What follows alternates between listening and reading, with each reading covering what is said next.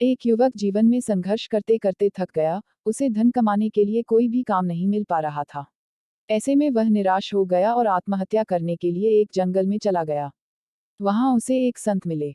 संत ने उससे पूछा कि तुम अकेले यहाँ क्या कर रहे हो। युवक ने अपनी सभी समस्याएं संत को बता दी।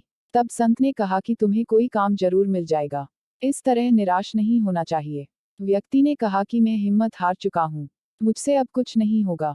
संत ने उसे कहा कि मैं तुम्हें एक कहानी सुनाता हूँ, उससे तुम्हारी निराशा दूर हो जाएगी। कहानी ये है कि एक छोटे बच्चे ने एक बांस का और एक कैक्टस का पौधा लगाया। बच्चा रोज दोनों पौधों की देखभाल करता।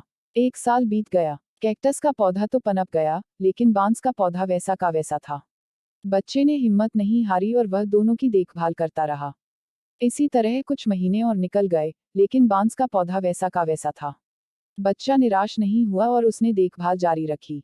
कुछ महीनों के बाद बांस पौधा भी पनप गया और कुछ ही दिनों में कैक्टस के पौधे से भी बड़ा हो गया।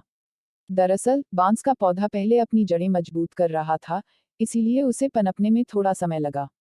संत ने उस व्यक्ति से कहा कि हमारे जीवन में जब भी संघर्ष आए तो हमें हमारी जड़ें मजबूत करना चाहिए, निराश नहीं होना चाहिए। जैसे ही हमारी जड़ें मजबूत होंगी, हमारी तेजी से हमारे लक्ष्य की ओर बढ़ने लगेंगे। तब तक धैर्य रखना चाहिए। वह युवक संत की बात समझ गया और उसने आत्महत्या करने का विचार त्याग दिया। कथा की सीख। इस कथा की सीख यह है कि हमारे जीवन में जब भी बुरा समय आए तो उसका सही उपयोग करना चाहिए।